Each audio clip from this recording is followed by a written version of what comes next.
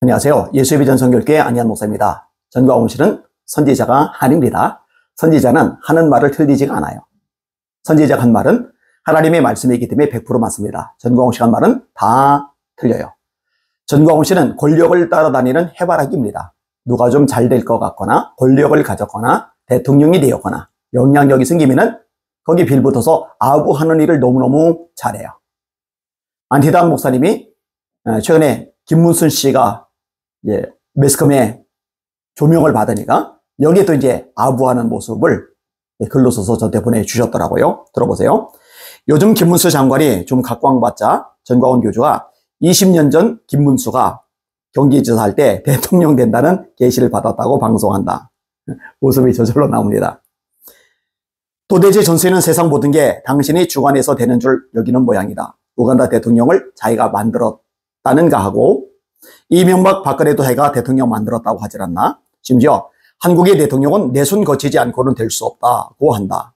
그러면서 항상 자기는 감이 매우 빠르다고 자랑한다. 하지만 전시의 직통 계시와 여러 가지 약속은 허탕이거나 빈말 또는 거짓인 경우가 허다해 말의 신뢰를 얻지 못하고 있다.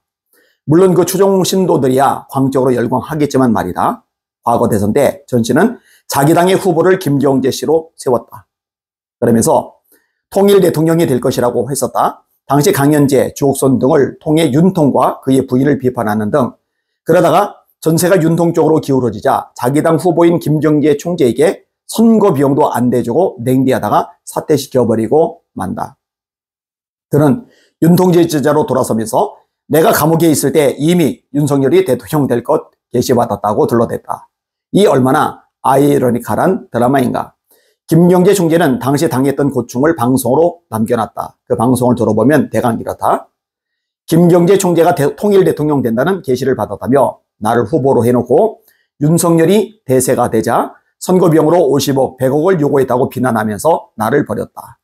나를 통일 대통령 된다고 계시받았다는데 도대체 당신의 하나님은 어떤 하나님인가? 정광훈 씨가 하나님 영광을 땅에 추락시키고 있는 거죠.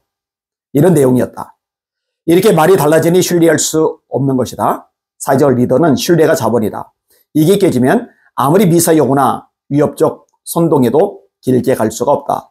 물론 거기에 지정의를 뺏긴 신도들이야 더 열광하겠지만 정상 멘탈 소유자들은 거기에 마취당하지 않을 것이다. 전시의 언어 신뢰도는 바닥이라고 해야 할까? 지나치리만큼 하위 스탠스다. 도저히 수많은 말들을 연발해놓고 나 몰라라 한다. 자신의 말이 된 책임은 안 지면서 계속 선동과 위기의식 조장 일색이다. 물론 적화된 현실과 싸우는 애고운동 자체를 뭐라는 거 아니다. 이건 누가 해도 해야 한다. 하지만 성실하게 해야지 왜 허언과 욕설, 이단 잡설들을 날리냔 말이다. 이렇게 하면 애국운동 한다면서 사실 우파 애국운동 자체를 지리멸렬하게 만들고 분파시켜 북한을 이롭게 만드는 결과가 된다. 특히 전시가 한국교회를 무력화시키고 큰 피해를 입혀 95%의 교회들이 전시를 등지고 애국운동에도 함께할 수 없도록 만든 건 큰 과오이다. 지난 8.15 대회를 프랑스 혁명이나 볼셰비크 혁명 이상의 인류 최후의 혁명이라고 선동했다. 1천만 명이 모여진다면 천지 진동할 것처럼 했었다. 혁명으로 맞짱 떠야 한다며 그야말로 사용 가능한 말 전부를 꺼내 선동했었다. 하지만 혁명은 고사하고 대통령 비서 하나도 나와보지 않았다. 용산까지 행진하다가 귀간 게 전부다. 무슨 창피인가. 그렇게 극단적 말로 선동해놓고 말이다. 심지어 8.15 대회 후에는 살아있을 생각을 말하고까지 선동했었다.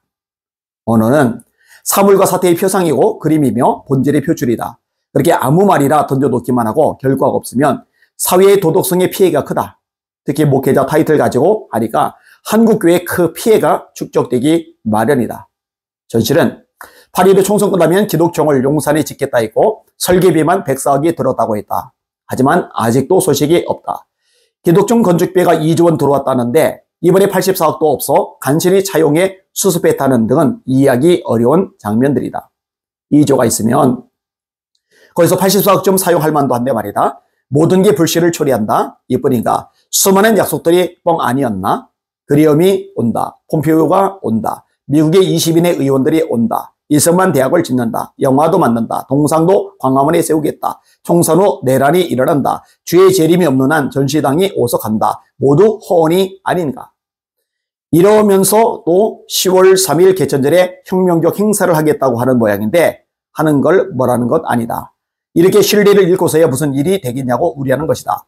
전시의 언행으로 인해 한국교회가 입은 피해는 계산이 어려울 정도이다.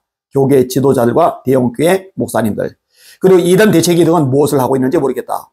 제발 여차하면 계시받았다며 둘러대는 행위라도 멈춰줬으면 좋겠다.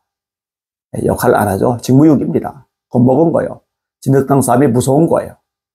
근데 자리는 또 왜 차지하고 있는지 모르겠어요. 안타까운 한국교회 현실입니다. 그래도 나라 민족을 위해서 깨어 기도하며 헌신적으로 자기 삶을 쏟아붓는 하나님의 사람들이 있어서 그나마 다행이죠. 그들을 하나님이 보고 계시고 사용하시고 그들을 보시고 이 대한민국 땅을 지켜주고 계신 겁니다. 함께 더 깨어 기도하는 저와 여러분들 되기를 소망합니다. 날마다 주님 바라보고 주님의 이름으로 전진하며 승리합시다. 할렐루야.